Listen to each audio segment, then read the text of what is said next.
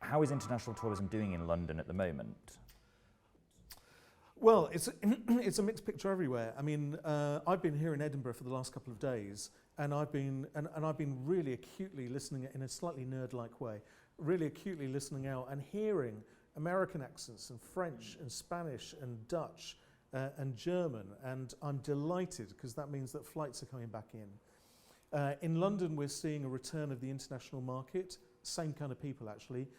Americans, Dutch, French, German, Spanish, Irish, particularly in London.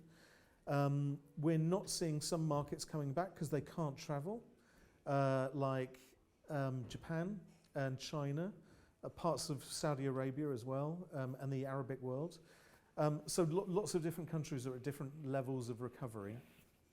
So the nature of inbound tourism back to the UK is patchy, but it's more positive than we anticipated.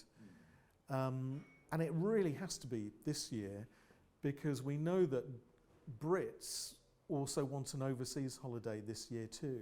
So there is a danger of a double jeopardy this year of Brits wanting to get out of Britain and have a sun holiday somewhere, so a slightly suppressed staycation market, and then international visitors not coming back to the levels they were in 2019, so that market's suppressed too.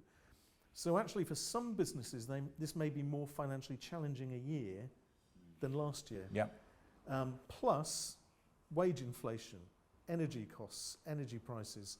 So you've got all of these sort of mad factors complicating what was already going to be a relatively difficult year of recovery. We do need to not drop our guard by any means for this coming year, because whilst we were enjoying a staycation boom last year, this year with the opening up of international travel, there is a challenge. This was also before Ukraine and all of the issues at the moment with cost of living crisis. So that hasn't necessarily been factored into the trend, and I do wonder if that will actually result in more people staying at home and a higher than we would have expected domestic tourism output this year.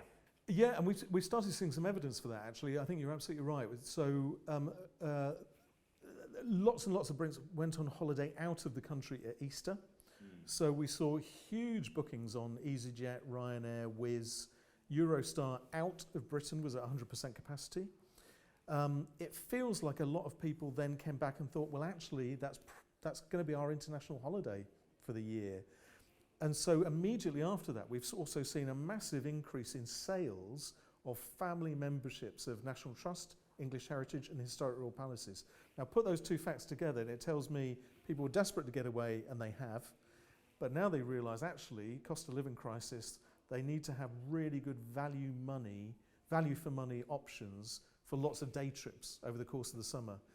So we're just about to undertake some visitor sentiment research for the domestic market, saying, what are your intentions for the summer?